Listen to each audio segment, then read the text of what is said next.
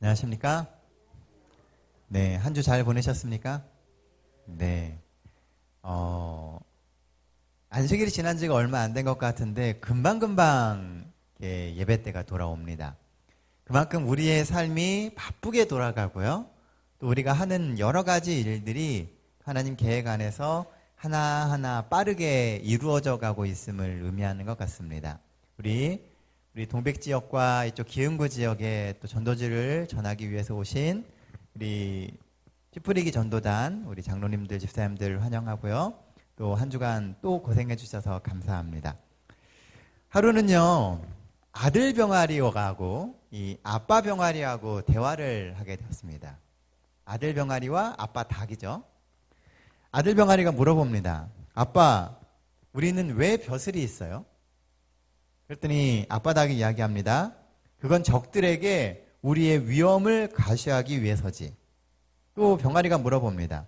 그럼 주둥이는 왜 뾰족하고 날카롭죠? 그랬더니 닭이 이야기합니다. 그건 적들을 무자비하게 공격해서 혼내주기 위해서지. 또 병아리가 물어봅니다. 아빠, 그럼 목소리는 왜 이렇게 커요? 아빠 닭이 이야기합니다. 그건 적들의 기선을 제압하기 위해서지. 한참 생각에 담겨있던 병아리가 이렇게 말을 했습니다. 그런데 아빠 닭이 이야기합니다. 왜 그러니 아가야? 아빠, 그런 힘을 가진 우리가 왜 지금 닭장 안에서 뭐 하는 거죠? 라고 얘기를 하더랍니다. 벼슬이 있고 날카로운 부리가 있고 목소리도 큰데 닭이 어디에 있어요? 닭장 안에 있는 겁니다. 받은 게 있고 가진 게 있는데 있어야 할 곳에 있지 않다면 아무 소용이 없습니다. 우리는 우리가 가지고 있는 것들에 대해서 자꾸 이야기를 해요.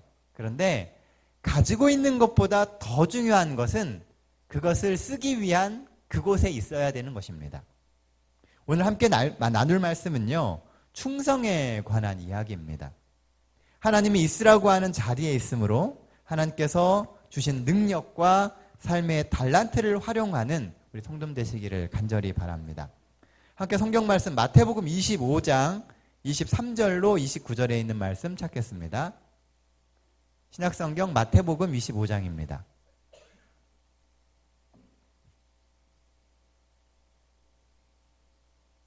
마태복음 25장 23절로 29절까지 있는 말씀입니다.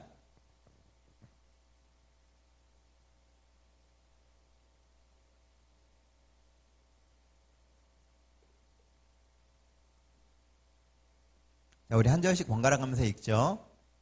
23절입니다. 그 주인이 이르되 잘하였도다 착하고 충성된 종아, 내가 작은 일에 충성하였음에 내가 많은 것으로 내게 맡기리니 내 주인의 즐거움에 참여할지니라 하고, 24절입니다. 시작. 한 달란트 받았던 자도 와서 가로되 주여 당신은 굳은 사람이라 심지 않은 데서 거두고 해치지 않은 데서 모으는 줄을 내가 알았으므로 두려워하여 나가서 당신의 달란트를 땅에 감추어 두었었나이다. 보소서 당신의 것을 받으셨나이다. 그 주인이 대답하여 가로되 악하고 게으른 종아, 나는 심지 않은 데서 거두고 해치지 않은 데서 모으는 줄로 내가 알았느냐.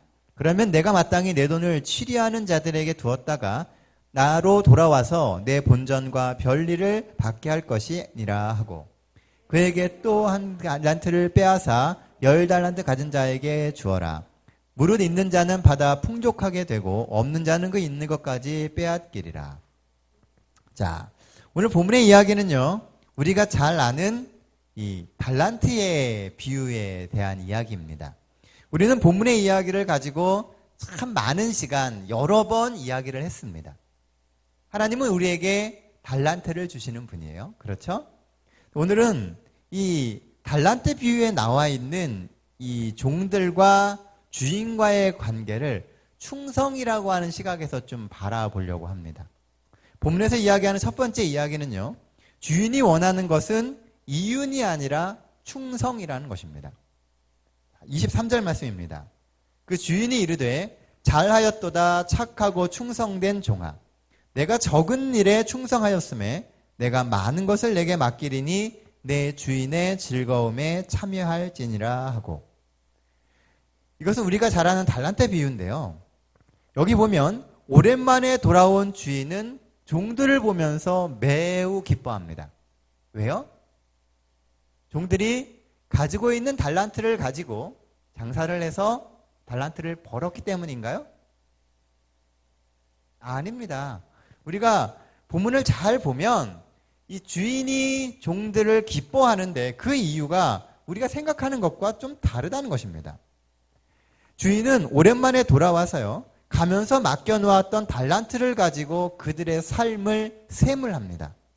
자, 셈의 기준이 뭡니까? 맡긴 달란트를 잘 지킨 겁니까? 아닙니다. 그러면 장사에서 남긴 달란트가 주인을 기쁘게 한 것입니까? 이것도 아닙니다. 많은 사람들이 달란트에 비우기 때문에 달란트에다 초점을 자꾸 맞춰요. 그런데 본문을 잘 보면 주인은 달란트에 관심이 없습니다. 주인이 중요하게 여기는 것은 준 달란트를 가지고 충성되이 일을 했느냐 하는 것입니다. 주인은 얼마나 남았느냐가 아니라 얼마나 충성했느냐를 가지고 이야기하고 있다는 거예요. 그런데 반면 종들은 모두 주신 달란트를 가지고 제가 얼마를 남겼습니다 라고 이야기하고 있다는 것입니다. 주인은 정작 달란트를 남겼느냐 안 남겼느냐 이거에 관심이 있는 게 아닌데, 종들은 하나같이 와서 하는 얘기가 주인이 저한테 몇 달란트를 주셨는데 제가 이것을 가지고 몇 달란트를 남겼습니다 라고 이야기하고 있다는 거예요. 사실 주인과 종은 지금 같은 이야기를 하는데 이야기하는 핀트가 다르다는 겁니다. 서로 이야기하고 있는 방향이 전혀 다르다는 거예요. 우리는 달란트 비유를 이야기하면서 주인은 하나님이시고 그 종은, 달란트를 받은 종은 우리다라고 이야기를 합니다. 그렇죠? 그러면서 하나님이 주신 달란트를 잘 활용해 가지고선 달란트를 잘 쓰는 게 좋다라고, 중요하다라고 이야기를 해요. 그런데 하나님이 보시는 달란트를 주신 이유와 우리가 그 달란트를 쓰고 셈을 할 때 서로 셈하는 방법이 다르다는 겁니다. 우리는 뭘 했느냐를 갖고 자꾸 이야기를 해요. 하나님이 저한테 이런 달란트를 주셔서 제가 이것을 가지고 이런 일을 했습니다. 이만큼 남겼고 이런 결과를 거뒀습니다라고 이야기를 한다는 것이죠.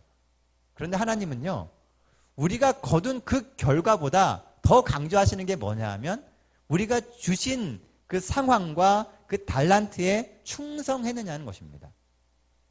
많은 그리스도인들이, 특히 재림 성도들은요, 이 열매에다가 초점을 굉장히 많이 맞춥니다.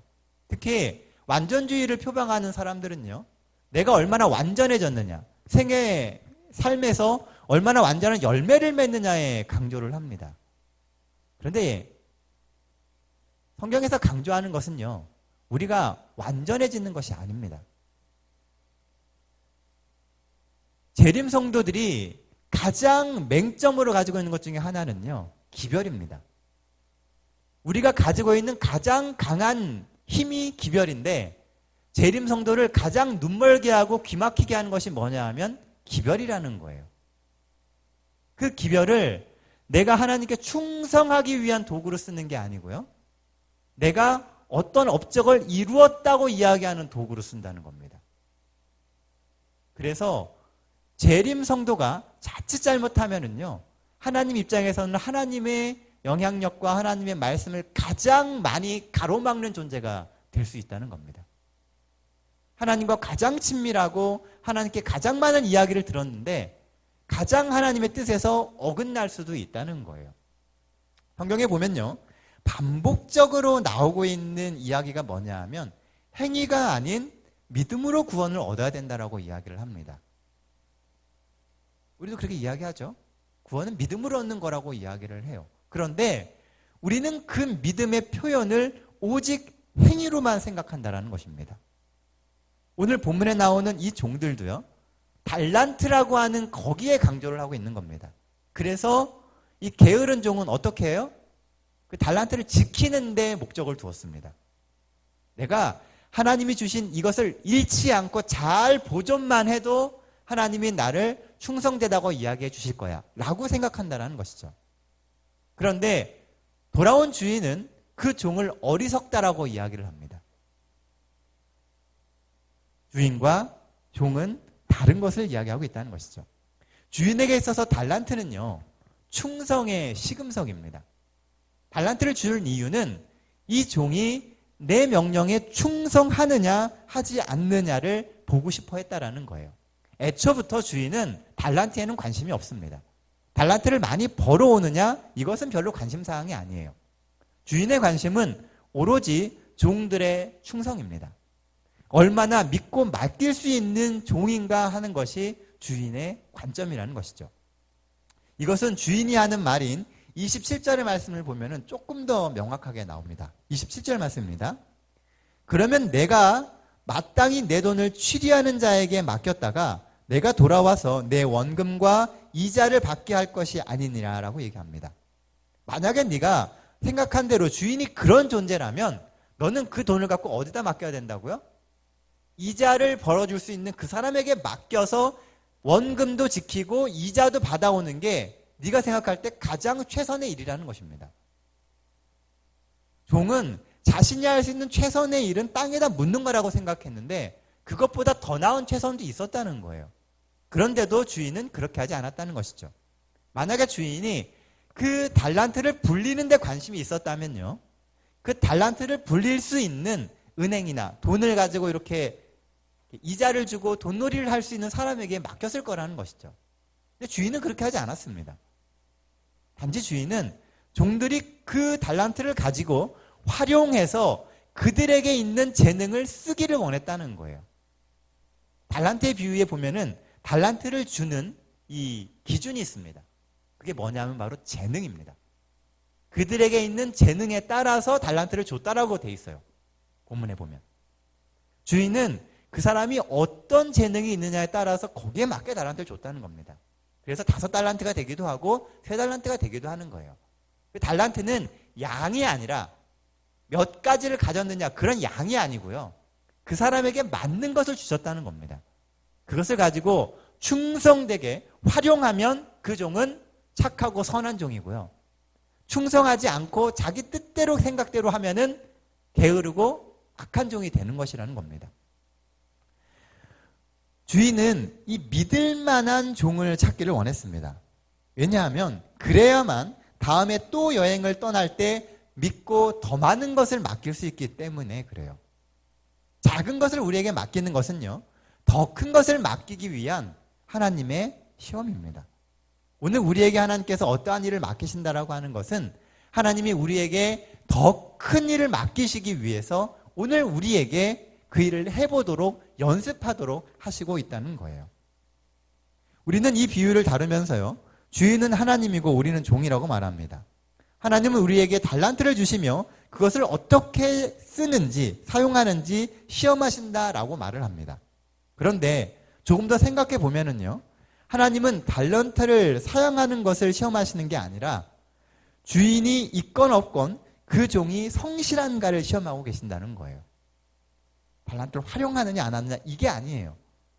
주인이 없을 때도 열심히 주인의 명령을 따르냐는 것입니다. 달란트는 보이지 않는 주인의 명령입니다. 달란트를 맡겼다라고 하는 것은 주인이 가면서 그 달란트를 맡기면서 보이지 않는 명령을 준 거예요. 내가 이것을 가지고 나의 말에 충성해서 뭔가를 하거라. 본문에 나오는 종처럼 달란트가 어디로 없어지는 게 아닙니다. 그래서 그냥 간직해도 달란트 그 자체에는 문제가 없어요. 그러나 달란트를 활용하지 않을 때 그 달란트를 주었던 주인의 명령은 잊혀지게 되고요. 종들의 삶에서 주인의 영향력은 사라지게 되는 것입니다. 성경에 보면 하나님의 율법은 곧 하나님 자신이다라고 이야기를 해요. 하나님의 율법, 하나님의 말씀이 중요한 이유가 뭐냐 하면 이 말씀이 곧 하나님이시기 때문입니다. 말씀이 육신이 되어 우리 가운데 거하신다고 이야기하죠. 하나님을 설명할 수 있는 유일한 것은 하나님의 율법입니다. 그래서 사단은 끊임없이 하나님의 율법을 공격해요. 하나님의 말씀이 옳지 않다라고 하는 것을 이야기한다는 것입니다. 오늘 본문에 나오는 달란트는요, 주인이 가면서 주인 그 자체인 것입니다. 그래서 종들이 그 달란트를 활용하고 달란트를 묵상하고 달란트를 쓴다라고 하는 것은 주인의 명령을 기억하고 주인을 기억하고 산다라고 하는 것을 의미한다라는 거예요. 아담과 하와가 선악과를 따먹을 때 가장 큰 쟁점은요, 선악과를 먹었느냐 안 먹었느냐의 문제가 아닙니다. 그것은 겉으로 보여지는 모습이죠.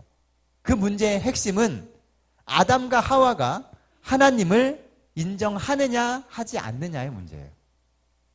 왜냐하면 선악과는 하나님이 이야기하시기를 너와 나의 유일한 차이점이라는 겁니다.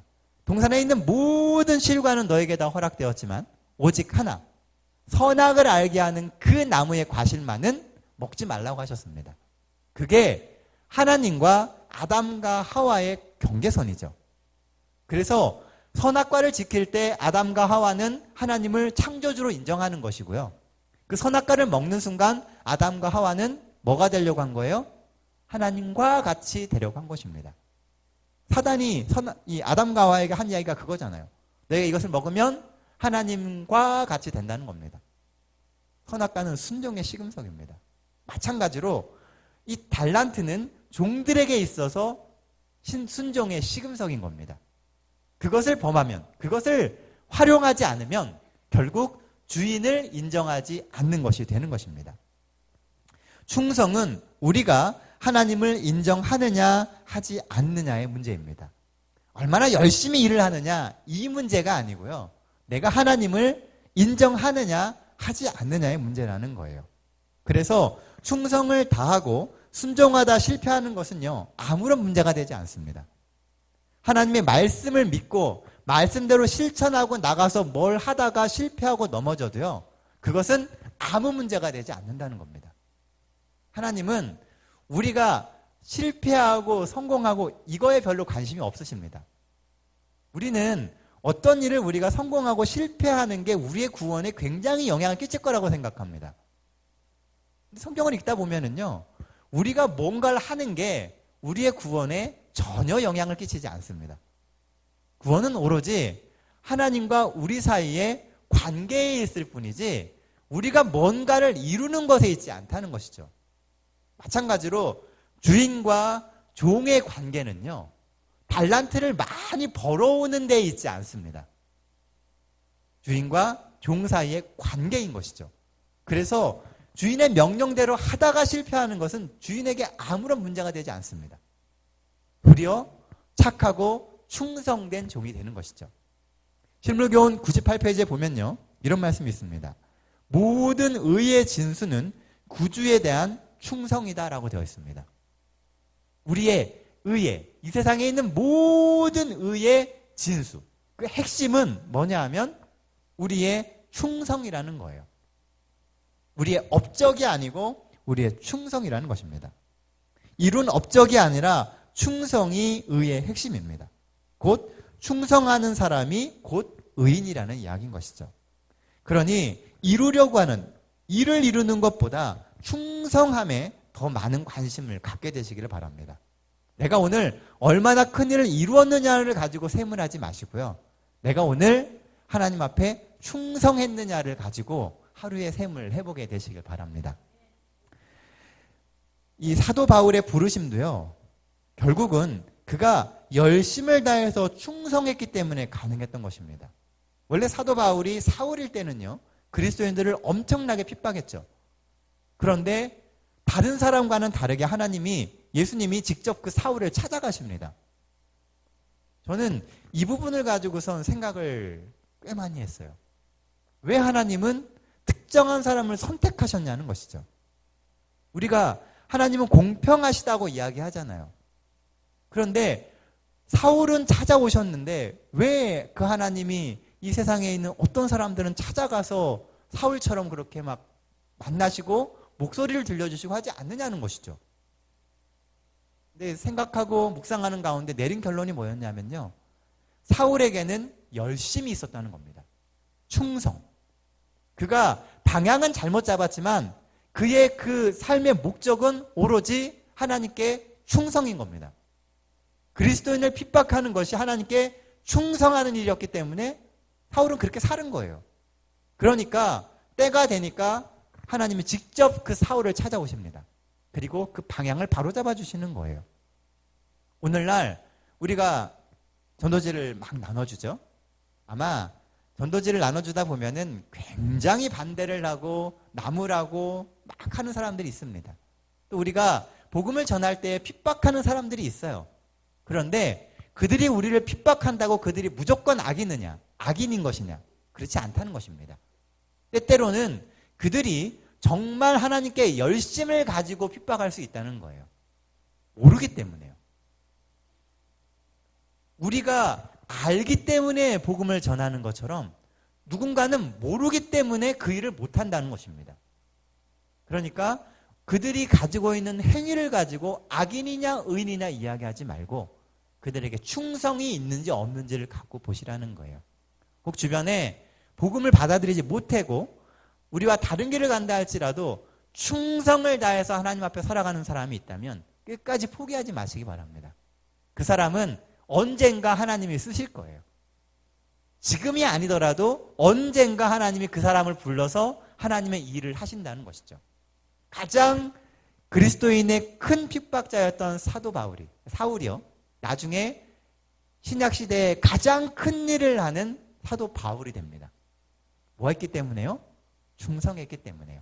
오늘 이 시간 여러분들의 마음 가운데 하나님을 향한 그런 충성의 결심이 있게 되시길 간절히 바랍니다. 본문에서 이야기하는 두 번째 이야기는요. 충성의 핵심은 주인을 아는 것이다 라고 하는 것입니다. 26절 말씀입니다. 그 주인이 대답하여 이르되 악하고 게으른 종아 나는 심지 않은 데서 거두고 해치지 않은 데서 모으는 줄로 내가 알았느냐. 이 주인은 그 악한 종에게 이야기하기를 네가 나를 잘 몰랐다라고 이야기하고 있습니다. 내가 심지 않은 데서 거두는 사람이 아니고 해쳐놓은 데서 모으는 사람이 아니라는 것입니다.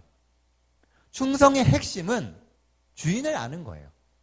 주인을 알아야 충성할 수 있습니다. 오늘 본문에 나오는 게으른 종으로 불리우는 종은요. 주인의 본성을 알지 못했어요. 이 심지 않은 데서 거둔다라고 하는 말은 지나친 욕으로 이 재물에만 관심이 있다라고 하는 것입니다. 주인의 관심이 재물, 달란트를 모으는 데 있다라고 생각했다라는 것이죠. 그런데 정작 주인의 마음은 그렇지 않았다는 것입니다. 하나님은 업적에 관심이 있는 분이 아니라 사람에게 관심이 있는 분이십니다. 그래서 회개라고 하는 게 가능한 거예요. 회개가 뭡니까? 죄인이 죄를 버리는 겁니다. 하나님은 죄는 미워하시되 죄인은 미워하지 않으세요. 죄 지은 사람이라고 미워하는 게 아니라는 겁니다. 단지 그가 그 죄를 놓지 않기 때문에 죄를 멸할 때 사람이 딸려가는 거예요. 그게 멸망인 겁니다. 그런데 죄를 지은 그 사람이 죄를 놓으면 어떻게 돼요? 회개라고 하죠. 회개하면 죄만 멸하고 사람은 멸하지 않습니다. 하나님의 관심은 사람이에요. 여러분들입니다. 그래서 이 땅에 예수님이 오셔서 십자가에서 돌아가신 거예요. 뭐 하기 위해서요? 그 사람을 구원하기 위해서요. 물론 우리가 어떤 큰 일을 이루었느냐도 중요합니다. 그러나 하나님은 우리 개개인의 삶에 더 많은 관심을 가지고 계십니다. 마찬가지로 우리가 신앙생활을 해나갈 때요. 가장 중요한 것은 하나님을 아는 것입니다. 저는 이 화이트부인 이야기 중에 제일 이렇게 마음에 와닿고 이렇게 인상에 남는 이야기가 뭐냐면요. 내가 그분을 안다라고 하는 화이트부인의 마지막 유언입니다. 화이트부인이 많은 글을 쓰고 또 우리에게 정말 많은 빛을 전해주셨는데 그 중에 가장 감동스러운 이야기는요. 내가 그분을 안다라고 하는 거라는 거예요. 100마디 말보다 더 강력한 이야기는 내가 그분을 안다는 겁니다. 오늘 우리가 하나님을 알면요. 우리의 삶이 달라질 수 있습니다. 삶을 변화시키는 힘은 내가 하나님을 아는 거예요. 하루는 한 전쟁터에서요. 하루에 전투가 딱 끝났습니다. 그날 참 많은 일들이 있었어요. 이 군인들이 적진에 들어가서 전쟁을 하다가요. 정말 큰 승리도 거두고 또 그러다가 반군이 와가지고선 또 밀려 나오는 그런 힘든 경험을 했습니다. 그래서 그날 지휘관이 장교들을 모아놓고 그날 하루에 있었던 일 중에 어떤 군인이 가장 훌륭한가에 대해서 이야기를 하기 시작을 했습니다. 그랬더니 한 이 장교가 이야기를 합니다. 전쟁에서 적을 죽이려고 끝까지 싸우다가 순교한, 전사한 그 군인이 오늘 가장 훌륭한 군인인 것 같습니다. 또 한 장교가 이야기를 해요. 또 어떤 일을 한 군인이 최고인 것 같습니다. 서로 막 이야기를 합니다. 한참 듣던 지휘관이 이렇게 이야기를 했습니다. 아닙니다. 여러분들 모두 다 틀렸습니다. 오늘 가장 최고의 군인은 전쟁터에서 적을 죽이려고 칼을 딱 들어 내리치려는 순간 퇴각의 나팔 소리를 듣고 적을 치지 않고 팔을 내리고 그대로 후퇴한 군인입니다. 라고 이야기를 했습니다. 그 이야기를 듣고 보니까 좀 이상한 거예요. 전쟁을 하러 간 사람은 전쟁에서 뭐 하려고 간 거예요? 싸워서 이기려고 간 겁니다. 그리고 손만 딱 내리면 상대 적을 하나 죽일 수 있어요. 그런데 이걸 안 내리고요. 나팔 소리 들었다고 바로 되돌아서 돌아온 그 군인이 가장 훌륭하다고 이야기를 하는 겁니다. 이상하죠? 그런데 지휘관이 이렇게 설명을 합니다. 이 군인이 가장 훌륭한 이유는 지휘관의 명령에 복종했기 때문입니다라고 이야기를 했습니다. 군인들은 생각하기를요. 이 전쟁터에서 가장 중요한 일은 목숨 걸고 싸워서 이기는 거라고 생각합니다. 왜냐하면 이기기 위해서 전쟁을 하니까요. 그런데 전쟁을 끝까지 이기게 하는 것은요. 목숨을 걸고 싸우는 병사가 아닙니다. 전쟁을 최종적으로 승리로 이끄는 사람은요. 큰 그림을 보면서 병력을 움직이는 장수입니다. 우리가 전쟁을 하면은요. 맨날 나가서 싸우는 군인만 생각을 해요. 그런데 전쟁의 최종적인 승리를 이끄는 사람은요. 전장에서 싸우는 병사가 아니라 뒤에서 그것을 큰 그림을 보고 조정을 하는 장수라는 것입니다. 그래서요. 어떤 때는 장수가 나가서 싸우라고도 이야기를 하지만 때때로는 후퇴하라고도 합니다. 우리가 신앙생활을 하다 보면은요. 하나님은 장수세요. 우리는 전선에서 싸우는 병사와 같습니다. 나가서 죽어라 하고 싸웁니다. 그런데 싸운다고 하나님이 항상 이기게 하지 않으세요. 어떤 때는 뒤로 물러서라고도 얘기하시고요. 또 어떤 때는 무모할 정도로 계속 밀고 나가라고 이야기합니다. 우리 생각에 나가면 죽을 것 같은데 자꾸 가라 그래요. 왜 그러실까요? 하나님은 큰 그림을 보고 계시기 때문이라는 겁니다. 하나님은 우리의 나아가야 할 길을 알고 계세요. 우리의 승리의 요건은 주인을 아는 것입니다. 하나님이 어떠한 마음으로 오늘 나에게 이 길을 가라고 하시냐는 것이죠. 그것만 알면 당장 오늘 힘들고 지친다 할지라도 내일을 바라볼 수 있습니다. 오늘 뒤로 퇴각하고 실패하고 넘어지는 것처럼 보여도 내일을 기약할 수 있습니다. 왜요? 우리 뒤에서 우리의 삶을 보고 계시는 하나님이 계심을 우리가 믿기 때문입니다. 하나님의 최고의 목적은 우리의 삶이 성공하고 이기는 것입니다. 하나님은 우리가 선악의 대쟁투에서 넘어지지 않고 실패하지 않고 끝까지 가서 하늘까지 가기를 원하십니다. 그렇죠? 그러니까 하나님은 가장 적절한 길로 우리를 인도하신다는 거예요. 오늘 우리가 넘어지고 실패해도요. 그것이 우리의 모든 인생의 끝을 이야기하는 게 아닙니다. 전투에서는 질 수 있어요. 그러나 전쟁에서는 이깁니다. 우리 6.25 전쟁 얘기하잖아요. 6.25 전쟁에 수많은 전투가 있지 않았습니까? 뭐 용인에서도 전투가 있었을 수도 있고 저기 안성에서 있었을 수도 있습니다. 서울에서 있었을 수도 있어요. 한두 번의 전투는 질 수 있습니다. 하지만 전쟁에서는 안 진다는 것이죠. 왜냐하면 하나님은 끝까지 보시기 때문이에요. 오늘 여러분들의 삶에 하나님을 아심으로 우리의 삶에 있는 작은 일에 일이 일비하지 않게 되시길 바랍니다. 이 악하고 게으른 종도요. 주인을 바로 알면 회복될 수 있습니다. 왜냐하면 우리 하나님은 사랑으로 기회를 주시는 분이기 때문에요. 오늘 우리의 삶에 하나님이 주시는 빛나는, 그래서 움직이는 그런 성도가 되게 되시기를 바랍니다.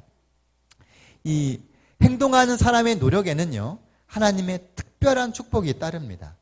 요셉, 엘리야, 다니엘이 위대한 이유는 그들이 순종하고 충성된 삶을 살았기 때문입니다. 하나님의 마음을 알고 그분의 의도를 알고 사는 것, 그것이 곧 그리스도인의 진정한 삶의 모습일 것입니다. 사랑하는 성도 여러분, 우리는 우리의 주인을 잘 알고 있습니까? 우리의 주인을 더 많이 알고 더 잘 알기를 갈망하게 되시기를 바랍니다. 하나님에 대해서 더 궁금해 하시고요. 하나님에 대해서 더 많이 생각하고 배우게 되시기를 바랍니다. 그리고 그 하나님께 충성하며 살게 되시는 우리 동백교회 모든 성도 되시기를 간절히 바랍니다. 본문에서 주는 마지막 세 번째 기별은요, 충성하는 자가 더 많은 기회를 갖는다는 겁니다. 굉장히 중요한 이야기입니다. 28절 29절이에요. 그에게서, 악한 종이죠, 그에게서 그 1달란트를 빼앗아 10달란트 가진 자에게 주라. 무릇 있는 자는 받아 풍족하게 되고 없는 자는 그 있는 것까지 빼앗기리라. 여기 보면은요, 충성과 불충성에 대한 주인의 단호한 결론이 나옵니다. 쉽게 말하면요, 충성하는 그 종에게는 더 많이 주고 충성 안 하면 빼앗겠다는 겁니다. 단호합니다. 우리 하나님은 공평한 기회를 주시는 분이에요. 그런데 그 공평한 기회에 반응하고 충성하지 않으면 그 기회가 충성하는 사람에게 간다는 겁니다. 어쩌면 오늘날 그리스도인으로서 우리가 누리고 있는 삶의 많은 부분은요, 다른 사람이 그 기회를 잡지 못했기 때문에 우리가 가진 것들이 많다는 겁니다. 재림 성도들이 가지고 있는 수많은 기별들과 또 아름다운 복음의 이야기들이요, 사실은 많은 사람들이 그것을 취하지 못했기 때문에 우리에게까지 온 것입니다. 재림교회의 이 재림교회사를 보면은요, 재림교회가 만들어지게 되는 계기가 뭐냐 하면 여러 교회에서 있는 옳은 진리들을 뽑아낸 것들입니다. 그것들을 가지고 재림교회의 교리가 만들어지게 된 것이죠. 우리에게 있는 교리가 우리에게 많이 있는 게 아니고요, 다른 교단에도 많이 있다는 겁니다. 단지 그들이 뭐 하지 못했어요? 그것을 취해내지 못하고 선택하지 못하고 순종하지 못했기 때문에 그것이 우리까지 와서 지금 하나로 모아지게 된 것이죠. 그러니까 결국 순종해서 그 기회를 갖는 사람들이 결국 하나님의 충성된 종이 된다는 것입니다. 기회는 공평하지만 그 기회에 충성으로 화답하지 못하면 결국 그 기회는 넘어가게 되어 있다는 것입니다. 오늘날 얼마나 많은 사람들이 하나님을 안다고 말하고 교회에 다니며 하나님을 섬긴다고 말을 합니까? 우리도 그렇게 말하며 살고 있습니다. 그런데 과연 우리는 전적으로 순종하며 하나님이 주시는 그 기회들을 활용하며 삽니까? 아니면 적당히 본전만 유지하면서 그리스도인인 것처럼 삽니까? 오늘 본문에 나오는 악한 종은요, 본전은 지키는 사람입니다. 그렇죠? 주인이 주었던 본전은 지킨 사람이에요. 어떤 면에서 본전도 못하는 사람보다 나은 사람일 수 있다는 겁니다. 본전을 지키는 사람이었어요. 그런데도 악하고 게으르다라고 이야기하고 있다는 것이죠. 우리는 분명히 지금 기회를 가지고 있는 사람들입니다. 우리는 그 기회를 잘 활용하고 있습니까? 어떤 배가요, 폭풍을 만나서 항로를 이탈해서 높은 파도와 싸우다가 파산했습니다. 그래서 그 배가 가까스로 어떤 무인도에 도착했어요. 그런데 배가 너무 많이 망가져가지고요, 이 배는 더 이상 배의 기능을 할 수가 없습니다. 그리고 워낙 외진데 있다 보니까 배가 잘 지나가지도 않아요. 그래서 배를 타고 갔던 그 사람들이 이제 그 섬에 정착하게 되었습니다. 마침 그나마 다행이었던 게 그 배에는 식량이 아주 많이 있었어요. 그래서 몇 달 정도 버틸 수 있을 만큼의 식량이 있었습니다. 그 사람들이 그 섬에 정착하게 되면서 제일 먼저 뭘 하게 돼요? 있는 식량들을 가지고 씨를 뿌리게 되었습니다. 왜냐하면 살아야 되니까 씨를 뿌려야지 먹고 살 거 아니에요. 그래서 이 배에 있는 종자들을 가지고선 심기 위해서 땅을 이렇게 팠습니다. 땅을 딱 파니까 뭐가 나와요? 그 밑에 황금이 있는 겁니다. 이쪽 가서 또 파보니까 또 황금이 있는 거예요. 그래서 배에 있던 사람들이요, 다 황금이 어디 있나 찾기 시작했습니다. 섬을 거의 뒤지다시피 했어요. 시간이 한참 지나니까 그 사람들 앞에 황금이 어마어마하게 쌓였습니다. 그리고 이제 종자를 심으려고 했더니요, 때가 너무 지나버린 거예요. 종자를 심어도 나오지가 않습니다. 그래서 황금을 산더미처럼 쌓아놓고 그 무인도에 있는 모든 사람들이 다 굶어 죽었다고 합니다. 우리에게 있는 그 종자는요, 기회입니다. 기회의 때에 그걸 심지 못하고 활용하지 못하면요, 다른 데 눈이 팔려서 그것 쫓아다니다 보면 그 기회는 사라져버리고요, 결국 산더미처럼 쌓아놓고선도 굶어 죽습니다. 오늘날 이 세상 사람들은요, 하늘나라에 그닥 관심이 없습니다. 이 세상에서 좋은 집을 사서 이사갈 준비는 잘 하면서도 인생의 마지막 이사지인 하늘나라에 대한 준비는 하지 않는 사람들이 많습니다. 이사갈 궁리는 많이 해요. 근데 하늘로 이사갈 준비는 전혀 안 한다는 겁니다. 사람들은 이 생을 위해서만 삽니다. 다음 삶이라고 하는 것을 생각하지 않아요. 아무리 부인해도 창조주이신 하나님께서 준비하신 처소를 피할 수 없는 것이 인생입니다. 지금은 다 그냥 흘러갈 것처럼 보이지만 조금 지나면요, 우리는 무조건 하늘에 가든지 안 가든지 선택해야 됩니다. 그 시간이 오게 될 거예요. 그럼에도 내일이 내 것인 거냐, 자신 있게 살아가는 우리는 도대체 무슨 배짱입니까? 너무 배짱이 좋아요. 저 하늘은 안 올 것처럼 살아간다는 것이죠. 기회를 활용한 종들에게 주인이 오는 날은요, 기쁨의 날이 되고 자랑의 날이 되지만, 기회를 활용하지 못한 종들에게는 주인이 오는 그날은 심판의 날이고 두려움의 날입니다. 사랑하는 성도 여러분, 오늘 우리의 삶이 하나님 앞에서 자랑의 날, 기쁨의 날이 되게 되시기를 간절히 바랍니다. 오늘 우리는 분명히 기회를 가지고 있습니다. 이 기회가 우리를 구원할 수 있는 기회입니다. 오늘 우리가 경험하는 이 기회들이 여러분들의 삶을 충분히 바꿀 수 있습니다. 오늘 주인께서는 우리에게 또 물으십니다. 내가 충성되이 달란트를 활용했느냐?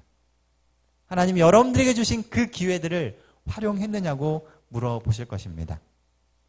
하나님께서 더 많은 달란트로 우리에게 주실 수 있도록 매일매일 열심을 내고 열정을 가지고 삶과 신앙생활을 하게 되시는 우리 모든 성도 되시기를 간절히 바랍니다. 마지막으로 부조화 선지자 223페이지에 있는 말씀을 좀 읽어드리겠습니다. 우리가 날마다 직면하는 여러 가지 환경은 우리의 충성을 시험하며 우리로 하여금 더 큰 책임을 질 수 있는 자격을 갖추게 한다. 우리의 삶 속에서 있는 매일매일의 환경은 우리의 충성을 시험합니다. 그리고 그 충성은 우리로 하여금 더 큰 책임을 질 수 있는 자격을 만들어준다는 거예요. 충성하면 자격이 생깁니다. 우리의 환경이 어떠하든지 간에 최선을 다해서 충성하면 하나님이 더 큰 자격의 기회를 우리에게 주신다는 거예요. 충성이 더 큰 자격을 만듭니다. 이 한 주도 하나님께 절대 충성하심으로 나날이 하나님의 백성으로 절대적인 자격과 기쁨을 누리게 되시는 우리 동백교회 모든 성도 되시기를 간절히 바랍니다. 하나님은 우리 편입니다. 우리 역시 하나님 편이 되어야 합니다. 그래서 매 순간 하나님과 함께 동행하시고 하나님께 순종하시고 충성하시는 우리 동백교회 모든 성도 되시기를 간절히 바랍니다.